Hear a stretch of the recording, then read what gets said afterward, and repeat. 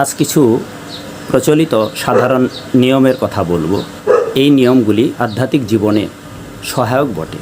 কথায় বলে, যে জন বিধিনিষেধ করে পালন, জনম তার সফল। আমরা পথ চলার পথে সকলেই তৃষ্ণার্ত হই, গৃহেও তৃষ্ণার্ত হই। নিয়মটি সাধারণ হলেও অত্যন্ত গুরুত্বপূর্ণ।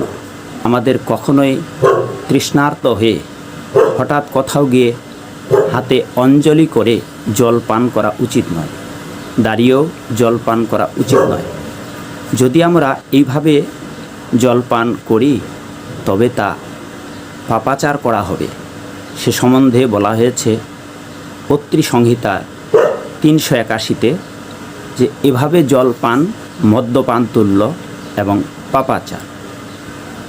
এবং বিষ্ণু সংহিতা 68 অধ্যায়ের 47 শ্লোক, যাজ্ঞবল্ক সংহিতার 1ম অধ্যায়ের 138 শ্লোক, বশিষ্ঠ সংহিতার 5ম অধ্যায় এবং 6ষ্ঠ অধ্যায় এ সম্বন্ধে বলা হয়েছে। আরও বলা হয়েছে অতি প্রাতকালে এবং অতি সন্ধ্যাকালে আমাদের ভোজন করা উচিত নয়। অনেক সময় মাঝে মাঝে বা বছরে যখন চন্দ্রগ্রহণ এবং সূর্যগ্রহণ হয়, তখন আমরা বিড়ম্বনায় পড়ে যাই যে আমরা খাদ্য আদি গ্রহণ করব কি না। সে সম্বন্ধেও শাস্ত্রে বলা হয়েছে যে আমাদের চন্দ্রগ্রহণ এবং সূর্যগ্রহণে কখনোই কোনো কিছু গ্রহণ করা উচিত নয়। চন্দ্র সূর্য গ্রহণ অতিক্রম হলে তারপর আমাদের খাদ্য গ্রহণ করা উচিত।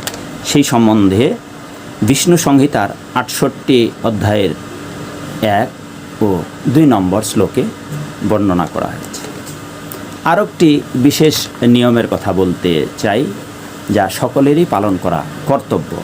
যেমন অন্নভোজন ক্ষেত্রে অন্নভোজন নিয়ম গৃহস্থ প্রত্যহ পূর্বমুখ এবং দক্ষিণমুখ হয়ে চিরপ্রচলিত বিধি অনুসারে অন্নভোজন করবেন, কিন্তু উত্তরমুখ হয়ে ভোজন নিষিদ্ধ। উষণ সংহিতা 1ম অধ্যায় 62 শ্লোক। অন্যত্র আবার ভোজন নিয়ম ফল বর্ণন করা হয়েছে। পূর্বমুখ হয়ে ভোজন আয়ু বৃদ্ধি, দক্ষিণমুখ হয়ে ভোজন করলে যশবৃদ্ধি, পশ্চিমমুখ হয়ে ভোজন করলে শ্রীবৃদ্ধি এবং উত্তরমুখ হয়ে ভোজন করলে সত্যবাদিতার ফল লাভ হয়। এ সম্বন্ধে উষণ সংহিতা 3 অধ্যায়ের 94 শ্লোকে বলা হয়েছে। দ্বিতীয় নিয়মটি,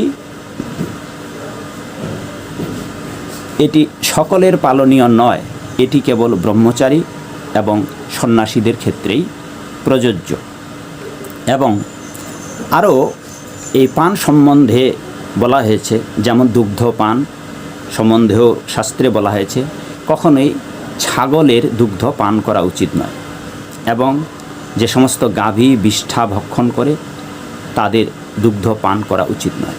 যদি কেউ তা পান করেন তবে 3 রাত উপবাস এবং প্রায়শ্চিত্ত করতে হবে।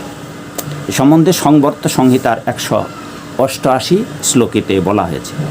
এছাড়া আরও বলা হয়েছে যে সমস্ত গাভী মাতা তাদের পুত্র সন্তানদের হারিয়েছেন বা কোনো গাভীর বৎস মৃত বা জন্মের পর বৎস মৃত হয়েছে, এমন গাভীর দুধ পান করা যাবে না। পান করলে এক পক্ষ ব্রত পালন করতে হবে। সে সম্বন্ধে সংহিতা এবং গৌতম সংহিতায় বলা হয়েছে। হরে কৃষ্ণ। সবাই ভালো থাকবেন। জয় শিল প্রভুপাদ। জয় হোক আপনাদের সকলের।